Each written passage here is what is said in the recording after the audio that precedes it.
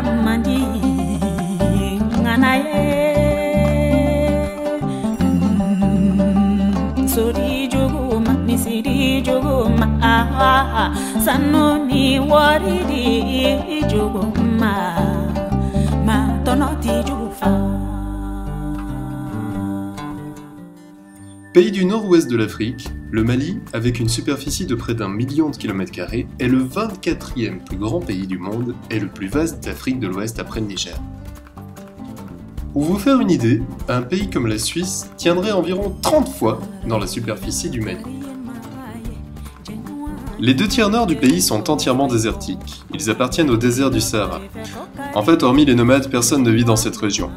Au centre, la région sahélienne est très sèche, couverte par la steppe et la savane.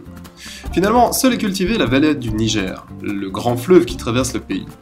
Quant au sud, avec des précipitations plus généreuses et puis des températures annuelles comprises entre 24 et 32 degrés, il va rassembler l'essentiel de la population, et notamment la capitale du pays, Bamako. Peuplée d'un peu plus de 12 millions de personnes, la principale ressource du Mali demeure toutefois les fruits de l'immigration. Au-delà de cette ressource, le pays vit principalement de l'exportation d'or, mais cette ressource est extraite par des entreprises multinationales étrangères. Alors la population locale vit principalement de l'agriculture et majoritairement du coton. Or depuis la chute du cours mondial du coton en 2005, les paysans produisent à perte et le pays peine à sortir de la monoculture. La démographie du pays est dite galopante, avec environ 7,5 enfants par femme contre 1,4 en Suisse. A noter cependant que le pays compte le 8e plus gros taux de mortalité infantile au monde. Reste que les familles sont nombreuses, d'autant plus que la pratique de la polygamie est courante, ce qui entraîne également un faible taux de scolarisation. Si en ville on peut atteindre 50%, 33% seulement pour les femmes, en brousse les résultats sont nettement moins bons. Au niveau des infrastructures, les écoles manquent cruellement de moyens, comme nous l'explique Daniel Robert. Alors, ils construisent un mur plus bas que la table. Un mur qui traverse presque toute la classe, et puis un plus bas derrière.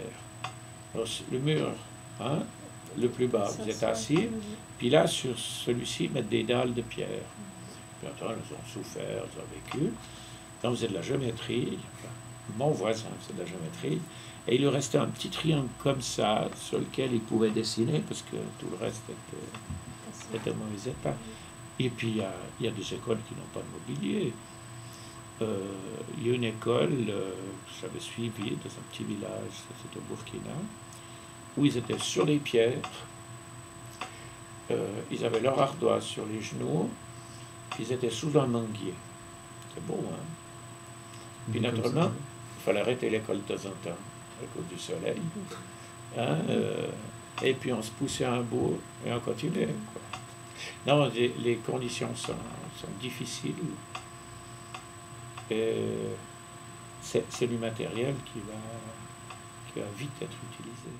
Il n'y a pas que les tables qui manquent, et les professeurs doivent souvent faire preuve de beaucoup d'imagination. Dans certaines écoles, par exemple pour l'apprentissage du français, dans certaines écoles, il n'y a pas un seul livre. C'est-à-dire que le maître, il recopie, il fait le dessin au tableau. C'est audiovisuel, l'audio c'est la voix du maître. Mais il dessine parce qu'il n'a pas de quoi projeter sur un écran, il n'a même pas à lire des fois. Dans certaines écoles, on trouve un livre. Alors c'est des bancs tables, souvent qu'ils utilisent. C'est pas partout comme ça, mais il y a un livre pour 3 ou 4.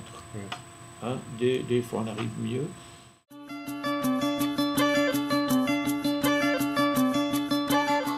Alors quand son fils Hugues, qui enseigne à l'école ESL de Montreux, lui a dit que du matériel scolaire était entreposé dans un grenier, Daniel Robert n'hésite pas et saute sur l'occasion pour monter ce projet formidable qui débute prochainement. Dans un premier temps, il s'agira de charger un conteneur de 22 mètres cubes à Montreux et de le remplir de tables, de chaises et d'autres matériels scolaires. Le conteneur rejoindra ensuite le pays de Marie, plus précisément Anvers en Belgique, où il sera chargé sur un porte-conteneur à destination de l'Afrique. 2 mois seront nécessaires au cargo pour rejoindre les rives du Sénégal et décharger à Dakar. De là, il faudra encore le charger sur un train jusqu'à Bamako, puis à nouveau sur un camion pour atteindre finalement Tombouctou en traversant le désert malien. Le Paris, ascenseur pour le ghetto, il est minuit à Tokyo, il est 5 heures au Mali, quelle heure est